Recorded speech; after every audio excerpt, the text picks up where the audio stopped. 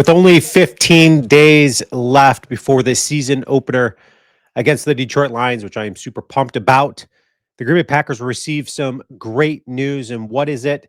Well, Packers quarterback Jordan Love in yesterday's game, he was on the sidelines. He told the reporter that with all of our injuries, we are going to get a lot of guys back for week one, which is what we're looking for. We're ready to roll week one. That is awesome news for the Green Bay Packers because, man, the injuries started to pile up on this team, especially to some of the starters out there. And the Green Bay Packers are looking every bit the part on this last preseason game, which was so encouraging. And, they had joint practice with the Seattle Seahawks this last week. And, it ended up in a little bit of a scuffle between Zach Tom and the Green Bay Packers, just physicality against the Seattle Seahawks, and the Green Bay Packers certainly get the upper punch on the Seattle Seahawks in the preseason game against them yesterday. The Green Bay Packers come away with a big win, a 20-7 victory, and Elgersma continues to look super good. Same thing with Malik Willis. I really love this dude. Okay, so Malik Willis did have an interception, but I really like how he trusts his wide receivers, and we're going to talk about that here in a second. With he and Matthew Golden hooking up, what a play that was. So you've got Malik Willis, 3 of 6. He had a touchdown and an interception, but Elgersma seems to look every bit the part. Sean Clifford looked good too, 6 of 9 passing, but 6 of 8 for Elgersma. He had a touchdown throw to Shepard. So you got Matthew Golden had the one catch for 39 yards, but let's not forget Emmanuel Wilson. Let's talk about running backs too. Emmanuel Wilson, 8 carries, 38 yards. Emmanuel Wilson, Chris Brooks are, a good reason why the Green Bay Packers, their backfield is going to be set. Okay, so if Marshawn Lloyd is not able to go, and you've got Josh Jacobs, needing some help, some assistance out there. Emmanuel Wilson looked at the part last year, and it seems like he bounced back after last week's performance. 8 carries, 38 yards. And then Chris Brooks is that, nice little option out of the backfield if the Packers have to get him involved in the passing game.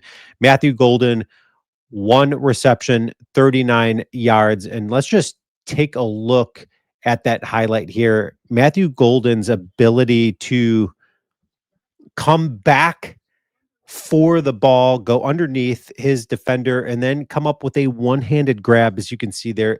That is why Brian Gutekunst and the Green Bay Packers selected Matthew Golden when they did in the first round, because they've got themselves their number 1 wide receiver.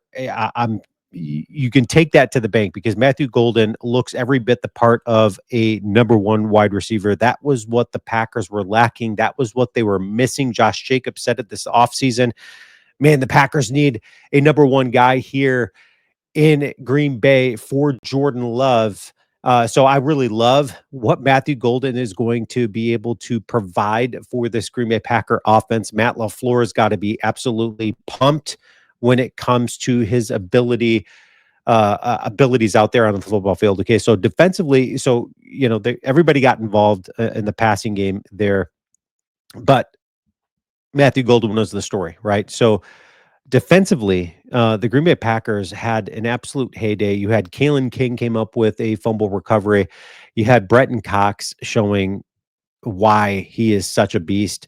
Isaiah Simmons had a nice bounce back game. This was his best performance, certainly, of the preseason. He led the team with 7 solo tackles. Isaiah Simmons is a better special teams player than he is out there on the football field. Now, he ended up playing a lot of the game, which usually isn't a good sign on that last preseason game. If they're playing a whole lot of time, that just means that they're hoping to find something out of him. I think in Isaiah Simmons' case, it was just needing a little bit more reps out there for him. But then you've got Welch, turning in another fine performance. He had a tackle for loss. You had Tyron Hopper, who, man, I'm super psyched about this dude as well. He had 3 tackles. He had a tackle for loss. He had a sack. Same thing with Breton Cox, 2 tackles for losses, a sack.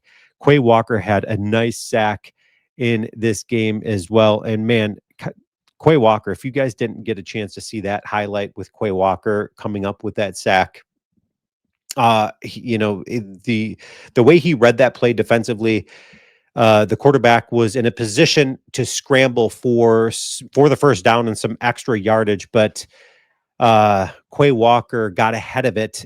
He was the only defensive player to get ahead of it, and he just beat the quarterback to the punch, recognizing the open field, and goes out and makes a wonderful play out there. Oladapo had two tackles there. Aaron Mosby, looked pretty good out there as well.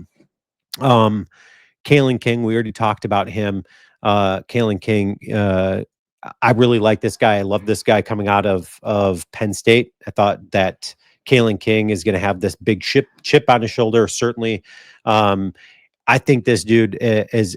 If there's ever a year for him to plead his case to get into this Packers secondary, this is the year. Micah Robinson also looked pretty good as well. He had a pass defense out there as well. Bo Melton seems to be the guy going to be making this roster as well. But Breton Cox, let's talk about him for a moment here. So Breton Cox, let's check out this highlight here of his sack. He gets around the tackle, gets in there, punches the ball loose. The Packers come away with a fumble recovery, and it was Egnigbari, I believe, that came up with that fumble recovery. But Breton Cox gets in there and shows why, man. When you take a look at what Breton Cox just was able to do for the Green Bay Packers last year and what he's able to do for them, I think coming up this year, certainly he was a standout player on defense for the Green Bay Packers.